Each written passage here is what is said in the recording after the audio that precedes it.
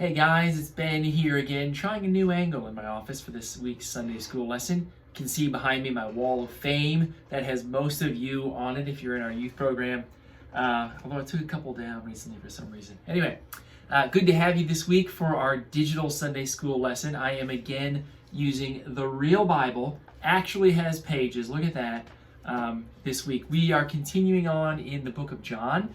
Yes, I missed a few weeks because I was preaching in big church, but so we haven't gone through every single chapter, but this week we are up to John chapter 9, if you'd like to follow along. So the way this works, guys, I'm just going to read the Bible to you.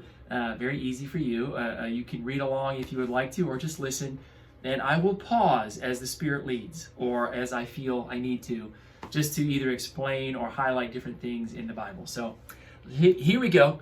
John chapter 9. Let's read together. Jesus heals a man born blind. As Jesus was walking along, he saw a man who had been blind from birth. Rabbi, his disciples asked him, why was this man born blind? Was it because of his own sin or his parents' sins? Verse 3. It was not because of his sins or his parents' sin, Jesus answered. This happened so the power of God could be seen in him. We must quickly carry out the tasks assigned for us by the one who sent us. The night is coming, and then no one can work. But while I'm here in the world, I am the light of the world. Verse 6. This is where it gets a little bit crazy. Verse 6. Then he spit on the ground, made mud with the saliva, and spread the mud over the blind man's eyes. Pause.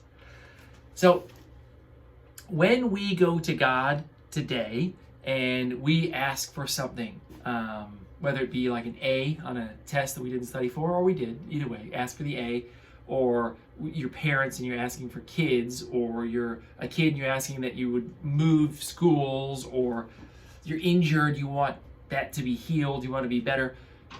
We tend to go in with preconceived notions, ideas, how we want God to answer our prayers. Guess what? I don't think the blind man wanted Jesus to spit in his eyes. And when I think about this miracle, it says, then he spit on the ground, made mud with the saliva, and spread the spit mud over his eyes so that he could see. So here's what I want you to think about at this stage in this reading. Would you do it? If somebody said to you, I can heal you, I've heard from God, and do you want to be healed? And you're like, uh-huh. And they're like, great. First step, close your eyes. Okay. And then you hear them going, I'll bet you're peeking. You're like, wait a minute, what the heck's going on? And you see this lunatic spitting on the ground, which by the way, has no medical history of success. To my knowledge, there's nobody in medical history saying, oh, the first step in healing anybody of a lifelong disease is spit. Mark that down, everybody. Always spit on things that don't work for 20 or 30 years. Broken legs, deafness, if you're too short or too fat, you just spit on them. It'll fix it. So there's no confidence in this procedure. So already we see faith. And this is a good point.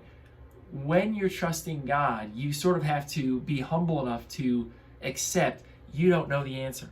You don't know how to fix it. The doctors don't know how to fix it. So you're going to be in some strange territory. All through the Bible, we see Jesus doing things that aren't expected. And people have the opportunity to just say, no thanks. And they do. Some of them do. So this guy could have gone, hey, look, I saw the spit, or I heard the spit. No thanks to me. I'm going to go to someone who knows what they're doing. So here we go. Spit on the ground, made mud, and spread over the blind man's eyes. He told him, go wash yourself in the pool of Siloam. Siloam meaning sent. So the man went and washed and came back seeing. On that same lines, you guys, if you do your biblical history, you know that the pool of Siloam was not really where he wanted to go. There were many other better pools for him to go and wash. So Jesus said, look, I'm going to spit in your eyes. I'm going to put mud in your eyes. I'm going to tell you to go wash in a place you probably don't want to wash. And as long as he was faithful and did it, he could see. All along the way, he had opportunities to say, aren't there better pools? Come on, really? Aren't there better ways to heal my eyes? I mean, spit and mud, come on. And we do the same thing today. We put Jesus through our own logic and we say, no, thank you. Or we don't follow him along the path that he's leading us because we know better. All right, here we go. Verse 8. His neighbors and others who knew him as a blind beggar asked each other, "Isn't this the man who used to sit and beg?" And some of the others said, "No, he just looks like him." But the beggar kept saying, "Yes, I am the one." And they asked, "Who healed you? What happened?" He told them, verse 11, "The man they called Jesus made mud and spread it over my eyes and told me, 'Go to the pool of Siloam and wash yourself.' So I went and washed, and now I can see." Verse 12, "Where is he now?" "I don't know," he replied. Then they took the man who had been blind to the Pharisees because it was on the Sabbath. And this is where it gets even more confusing. Jesus not only did these weird things in and of themselves, any day they would be weird, but he did it on the Sabbath. This was a day where the religious leaders of the day, the Pharisees and the Sadducees, they had declared you cannot work. So you can't do anything on these days. They even had charts made up for like your body weight compared to what you would be lifting to determine if it was work for you. So like for me, I could lift a 2-pound object, for example, but if you were 2 pounds is too great a proportion of your body weight, you couldn't lift that, and so forth. They were very, very, very specific and committed. So Jesus did it on that day where nobody else was working. He healed someone, so they were very upset. Let's see, here we go, verse 16. Some of the Pharisees says, "This man Jesus is not from God, for he is working on the Sabbath." Others said, "But how could an ordinary man do such miraculous signs?" So there was deep division of opinion among them. I wonder if there's any deep division about Jesus in your world today, guys. At school, at work, in your house, even online. Are there deep divisions about Jesus? Of course there are. He's a man who focuses on miracles. In order to follow Jesus, you have to believe that miracles happen. Miracles are crazy. They're weird. And you have to follow them to follow. You have to believe in them to follow Jesus.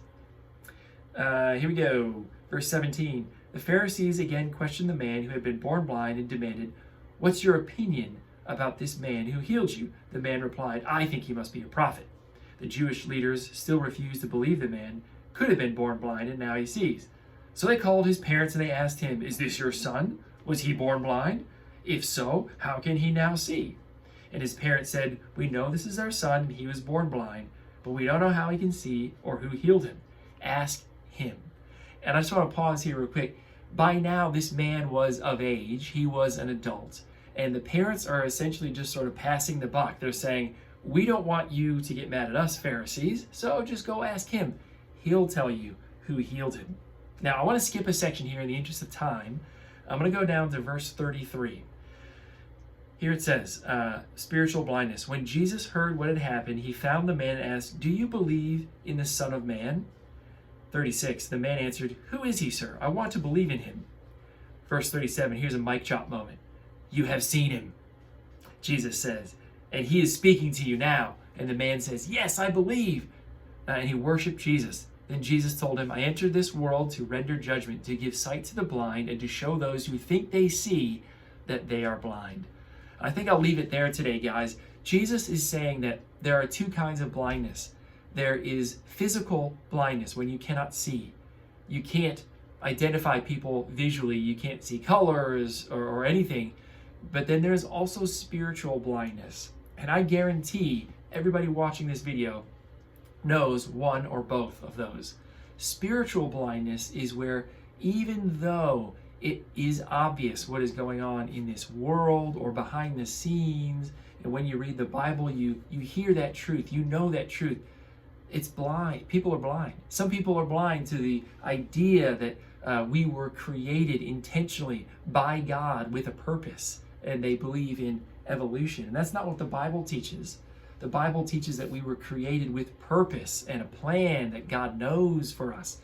And there are so many times when I've been talking to people who don't believe in the Bible, they don't believe in God or Jesus, and I just get this feeling that they're blind. No matter how much I talk about love and grace and forgiveness and this idea of miracles that are happening all around us every day, they're blind.